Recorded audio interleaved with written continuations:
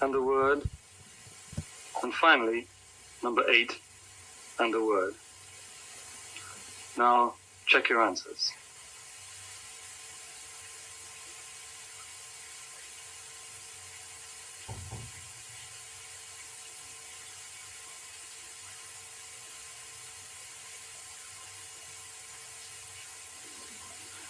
Don't worry if you didn't do too well on that test.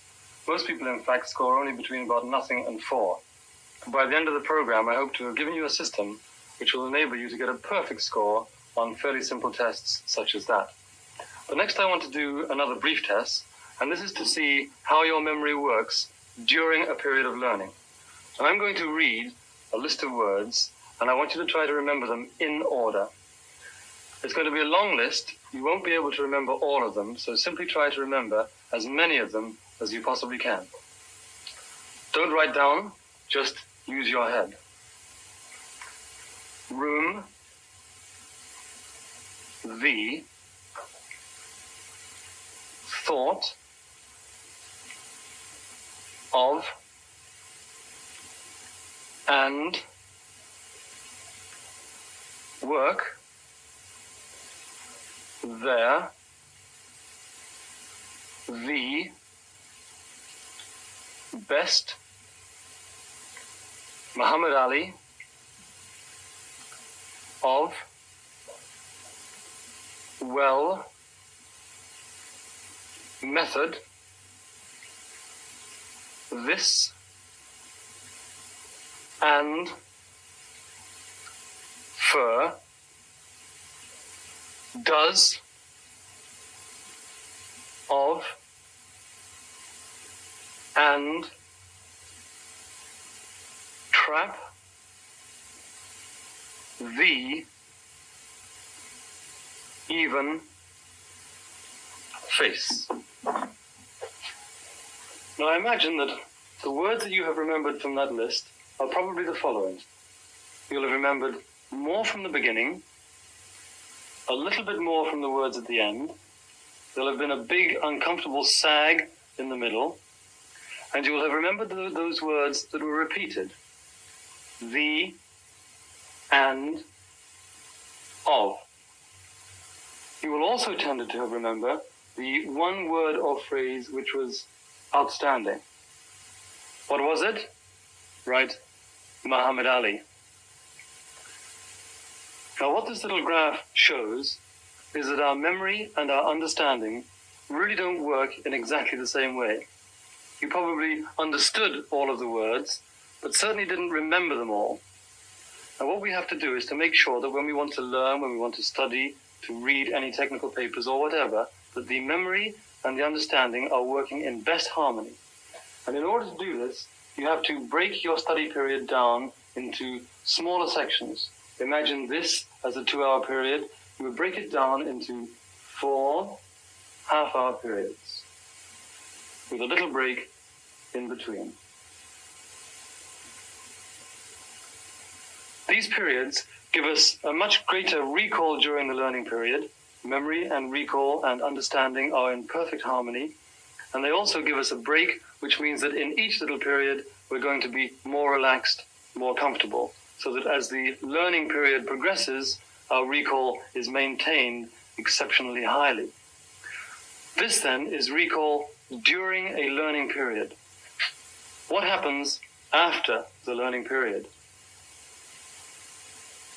This is a graph of representations of people saying how they felt that their own memories worked after the learning period. Some people feel that it goes straight in one ear, right out the other. In other words, that they forget almost immediately. Others feel that they have variations, slopes going down, and others that they maintain for a little while and then more gradually slope off. Fortunately, none of these are correct. What actually happens is that at the point that we stop learning, our recall begins to rise. So if we had a half an hour learning period, within about 5 minutes, our recall would rise. This is because our mind is integrating all the information we've taken in, putting it together, so that after that 5 minutes, when it's totally organized, our recall is the highest. It's only after this that it begins to drop. And the drop is unfortunately a fairly major one. We lose 80% of the information within 1 day of our learning. How do we prevent this really dramatic decline? Now, fortunately, the graph shows us how. If at this high point you review for a few minutes what you studied in the half-hour period, the decline is halted, and your recall remains high for at least a day. If after 24 hours you review again for only a couple of minutes, the recall will last up to a week. And if again you review after a week, it will last for a month. And after a month review, it will tend to go on for almost ever. Now, what do I mean by review? What I mean is, we take a blank piece of paper, jot down everything you can possibly remember from the learning period, and then compare it with either your original notes or the notes that you made on subsequent reviews. Now, you take the notes, compare and contrast, fill in whatever needs to be filled in, correct your errors, and keep that set of notes which is best for your continuing review. After a few of these reviews, you will find that, in fact, your memory is long-term memory.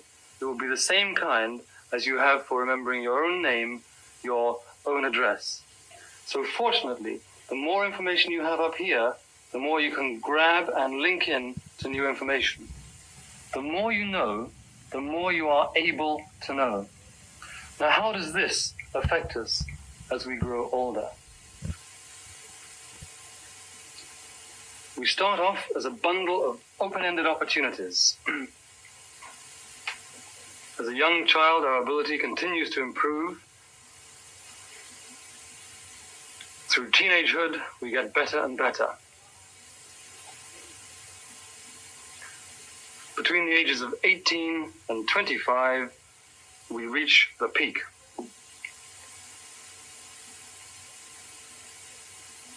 From that point on, society tells us that it's unfortunately all downhill.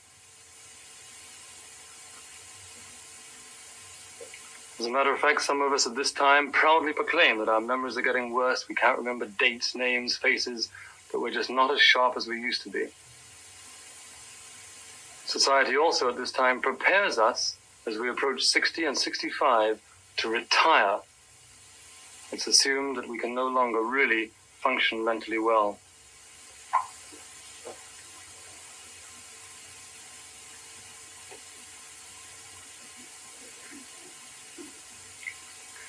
Now, this graph shows us our mental abilities as we grow and then grow older. It shows that everything declines: memory, verbal ability, mathematical ability.